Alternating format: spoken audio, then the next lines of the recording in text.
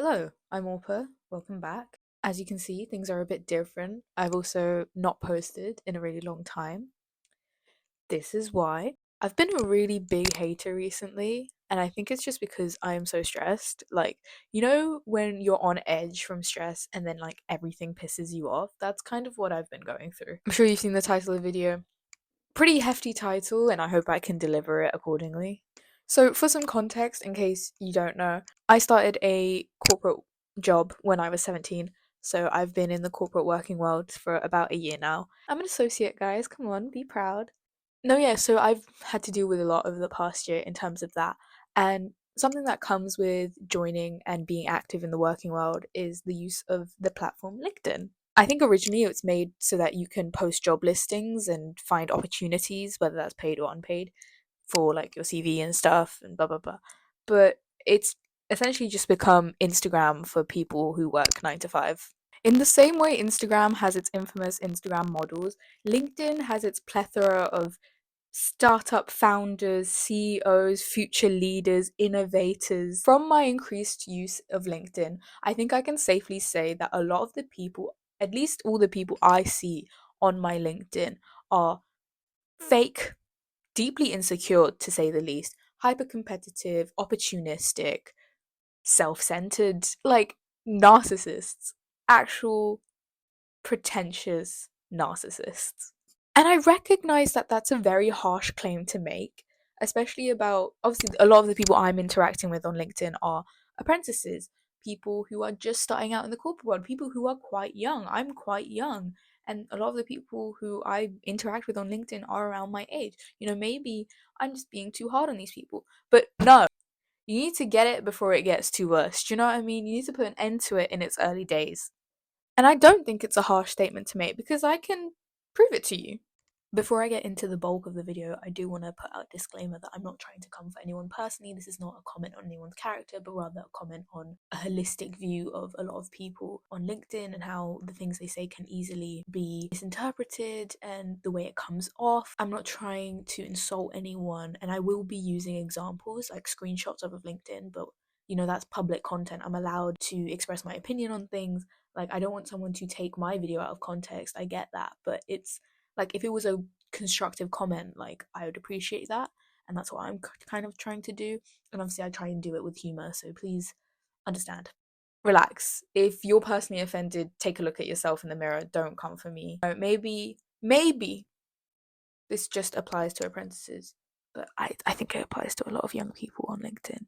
Not even just young people, a lot of the people on LinkedIn.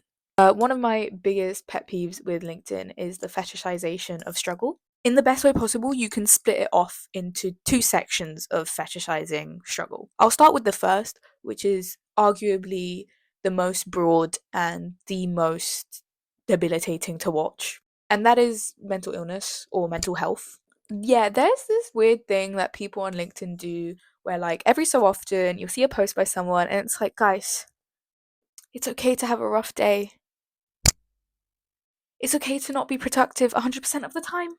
Shut up! Typically, these types of people are the same people who encourage a lot of toxic productivity and really encourage hustle culture and stuff like that. And then they turn around and use mental health as some tool of relatability just to stick it in there that, I'm a person too.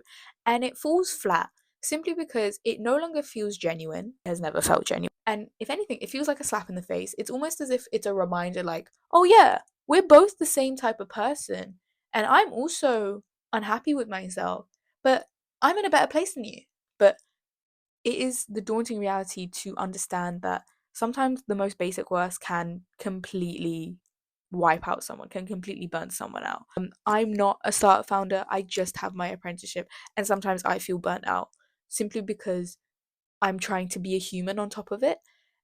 And when people actually try and be human whilst balancing work and life, they might get burnt out from what may seem simple to a lot of other people. It just feels a bit, I don't know, snaky to be like, oh yeah, I text everyone back first thing in the morning on LinkedIn. I am a startup founder. Oh, I got a bunch of offers for degree apprenticeships, but I get mental health days too, guys. To put it for better words, if you're someone who is constantly talking about being productive and hustling, I don't think it's the best place for you to suddenly pop in every so often with a mental health check. It's not your thing. Like, stick to your thing. And I know you want to add it because I'm not going to say like these people don't get mental health days. Of course, everyone has bad days, but it's the thing of like, this is not your style of content. So only doing it because you need to sprinkle in that relatability, it just falls flat. It doesn't look good on you. It just feels a bit disingenuous, to say the least. Like, this feels like waffle, but I hope you understand what I'm trying to say, in the sense that we shouldn't use it as a tool to make ourselves seem more relatable when we're constantly advertising this reality. And that's the thing, that's the irony of it. You're trying to make yourself relatable because you know that you're constantly advertising this reality that isn't reality for a lot of people. But don't try something where you don't fit. So obviously there's, the emotional well-being side of fetishizing things. And then I wanted to talk a bit about the socio-economic fetishization of it. Apprentices, a lot of them, come from BAME backgrounds. And what I mean by BAME backgrounds are Black, Asian, Middle Eastern. A lot of apprentices are of non-white backgrounds. And stereotypically speaking, a lot of non-white backgrounds are working class. Apprenticeships, especially in the UK, are associated with the working class. The stereotype of being an apprentice is to drop out of school and become a builder or a plumber or something. There's nothing wrong or like rock bottom about those jobs. To insinuate that those things are like the absolute worst you could end up in is both classist and not true. That's a separate topic, actually. My point from all of that is like, there's obviously the stereotype of being an apprentice, and I think a lot of working class people of color who end up doing apprenticeships, especially corporate ones, want to break out of that stereotype because they will have something to prove to themselves.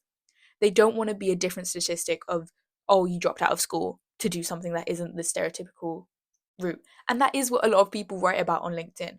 But it's that thing of fetishizing where you came from, and it's so common on LinkedIn to be phrased as like starting from the bottom or going from one thing to another. When they were in school, they were the troubled kid, they got detention, or like their teachers said they were never going to amount to anything, and now look at them, they're an apprentice at some big bank. Good for you, man. It's a bit strange to bring in class, race, and gender into something like the corporate environment, because there are definitely discussions to be had about diversity and, including all types of people in the workplace and understanding how our identities kind of do affect the positions we are in.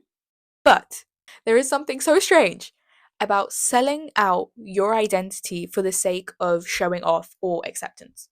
I don't necessarily blame people who come from minority backgrounds for doing this. It is a sense of pride, like to be proud of yourself from starting from somewhere that wouldn't have gotten you to that place stereotypically.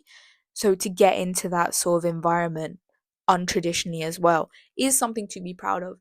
Also, I recognize that you could argue, oh, but I'm posting this to show other people who are in a position like me that they can still make it. I think if you're active on LinkedIn and you need that motivation, you've probably already seen it 1,000 times. My point here is that it gets old super quickly, and it no longer feels like you're trying to prove a point or make someone else feel accepted, but rather show people that somehow your efforts mean more because you started in a worse position, like as if you deserve success because you've been through more struggle. But I just think the way a lot of people phrase it on LinkedIn, it does just feel like a selling point. It does just feel like you're talking about yourself like a product. And I guess that leads me on to my next topic of toxic productivity and just the way we handle capitalism on LinkedIn amongst young people in the corporate workplace. It's the fact that we're all human beings, and yet we succumb to curating ourselves into a brand when that's just not true. Jobs are allowed to just be your jobs. They don't have to be your personality. This doesn't fall on the individual. You could argue that. But I think it is upsetting to know that companies don't want to hire individuals with character and, work-life balance and personality, but rather want to have someone who like curates themselves into a brand. If anything, is it not more of a selling point to have people working for you rather than machines? To be able to say that your company so perfectly aligns with, family matters and cares for its employees rather than hiring machines. You don't seem real. Companies want to seem real. that is kind of late stage capitalism if you think about it. It just feels ironic that we're sort of going backwards and making ourselves into these like machines and numbers. Like, no, you do not exist to work. You rather work so that you can live comfortably in society, and it should never overtake your existence. You know, you can't all be entrepreneurs, you can't all be leaders. You need people to lead. You need people at the bottom. That's kind of how capitalism works. You can't all be at the top of the pyramid because the top of the pyramid is only so small. And you know, you're selling out your identity, so some white VP at a big four company can feel like they've done the world a service by thumbs upping your post on LinkedIn and commenting, "Well done, you." You know what? People can watch this video and be like, so what if I'm curating an identity for myself? I'm getting ahead in the workplace, you know, I'm doing something myself, I'm setting myself up. Call me jealous, sure. Okay, if you want to tell yourself that, if that makes you feel better about the unfortunate situation we are in as a society. And you know, when work becomes your entire life and you don't really have a personality outside of it, everything becomes about hustle, everything becomes about work, and it can only be so daunting. Do you know what I mean? You know, not everything has to be a source of income, not everything has to be productive. You're allowed to have friends and you're allowed to have hobbies that don't align with your career opportunities and interests. You know, I should not be seeing posts on LinkedIn about how you skipped out on free periods in school and you didn't go to your prom and you don't hang out with friends who aren't investing because what? You're telling me you can maintain 5 startups and 5 side businesses, but you can't maintain 5 best friends. What does that say about you? It is all fun and games. You know, maybe in like a couple years' time, yeah, you'll have 80K saved in the bank account, but no one's going to pull up to your housewarming party. No one's going to pull up to your wedding because you skipped out on all the other people in your life's events like weddings, parties, whatever, because you wanted to hustle, hustle, hustle, and now you're surprised when no one will show up for you. Friendships do not have to have strategic purpose. You know, networking and having friendships are two separate things. Networking does not replace having friendships. Not everything has to be a transaction. Not everything is a business. It is upsetting to watch young people be roped into this idea that they are not allowed to have friends who have massive life goals. Some of you, man, are 20. Relax. You're denying yourself the work life balance that you advertise on LinkedIn. Is that not complete and utter irony? Forgot to record this point, but once again, your hobbies do not exist as just another form of income. You're allowed to have hobbies that are just you and what you do to relax and have downtime. Not everything has to be a stream of income. And I know there's a cost of living crisis and, you know, people are having hard times, but it is exactly in times like this where you need something that doesn't stress you out. And also, monetizing your hobbies just leads to you disliking them. It's proven. We should promote networking not for the sake of finding opportunities, but for finding people who work. Like, I'm sorry, guys, maybe I just want friends who also have jobs. Yeah, I don't know. I think LinkedIn should be for more positive aspects of our lives, not for encouraging really weird alpha productivity mindsets. You know, not everyone wants to be red pilled. Um, if you don't work, this video is probably really boring to you. Let's hope that by the time you enter the workplace, my friends who are in uni, that all of this has changed. Thank you for watching this video. I hope the audio quality wasn't too horrible. And I'm sorry for not posting for a month. I've just been really burned out. But I hope this was good enough. Yeah. Please watch my other videos and subscribe because I only post so often. Like, I won't bother you in your subscription box, I promise.